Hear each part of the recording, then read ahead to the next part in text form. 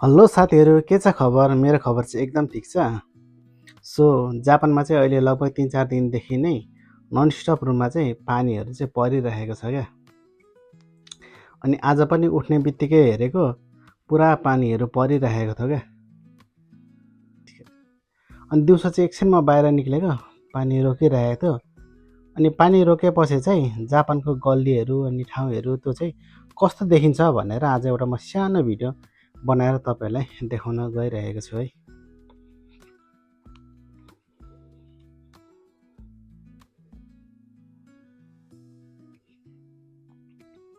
यो चाहिँ हामी बस्ने एरियातिर हो।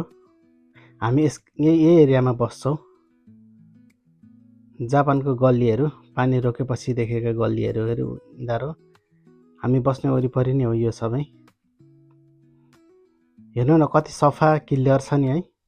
बाटोहरू पनि क्या सानो भए पनि जस कस्तो चिटिक्कको राम्रो देखिरहेछ क्या बाटोहरू पनि।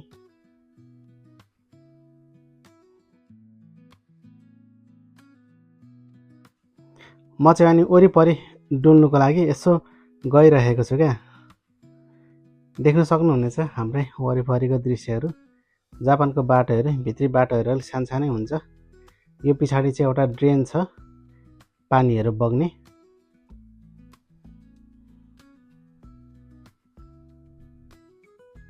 हेर्नु न यस्तो सफा क्या क्लियर है।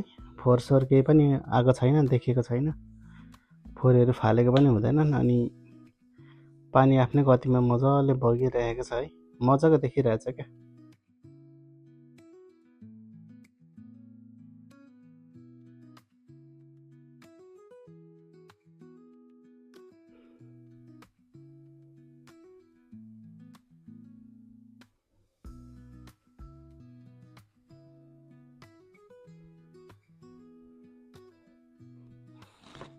अनि यो चाहिँ भर्खर बनेको एउटा नयाँ घर हो।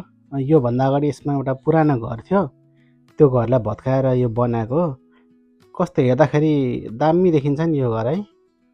यो बन्नु पनि खासै त्यस्तो समय लागेन। लगभग त्यही 3 महिना 4 महिनामा बनेको घर हो यो। एकदम मजा। यहाँ चाहिँ अब लिएर त्यो यस्तो भित्ता जस्तो आफै फिट मात्र गर्ने हो नि त। त्यही भएर चाहिँ छिटै बन्छ घरहरू।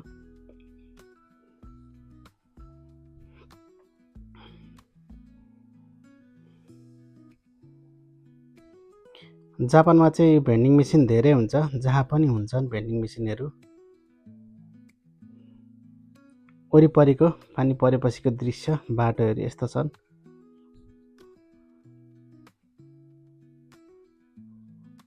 मजाको छ ठाउँहरू। रमाइलो लाग्छ यस्तोमा हिँड्नको लागि पनि।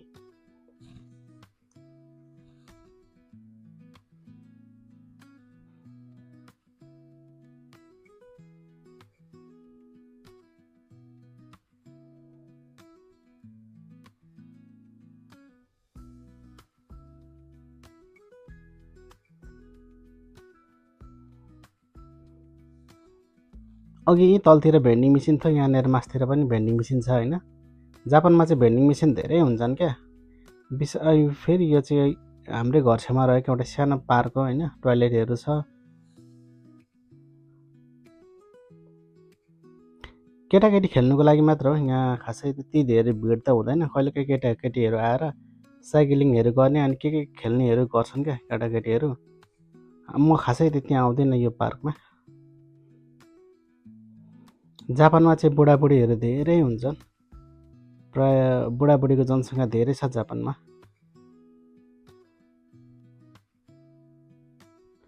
तर राम्रो कुरा भनेको चाहिँ प्राय बुढाबुढी भए पनि आफूले सक्ने उमेरसम्म चाहिँ प्राय आफै गर्छन् क्या सबै। एकछिन बाहिर निक्लेको साथीहरू फेरि पानी पर्न सुरु गरिहाल्यो क्या।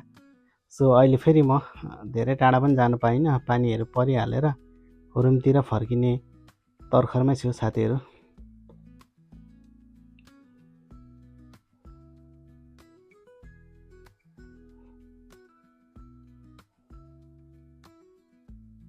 जापानमा चाहिँ यस्तो सुनामीहरू भूकम्पहरू होइन त्यस्तोहरू चाहिँ धेरै आइरहेको हुन्छ नि त।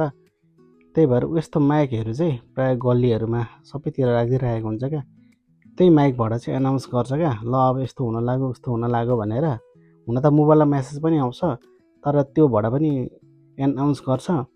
अनि त्यसमा चाहिँ 5 बजेको अलार्म पनि, बेलुका साँझको 5 बजेको अलार्म पनि हानेर अनि त्यसमा जानकारी गराउँछ क्या। अनि केटाकेटीहरू छन् भने घर फर्किँदा हुन्छ, यताउति भनिरहेको हुन्छ नि क्या। हेर्नु न, फेरि पानी पर्न सुरु गरिहाल्यो होइन। पानी चाहिँ अहिले यो 2-3 दिनदेखि धेरै परिरहेछ क्या। आजसम्म छ पानी, भोलिदेखि चाहिँ अलि पानी छैन।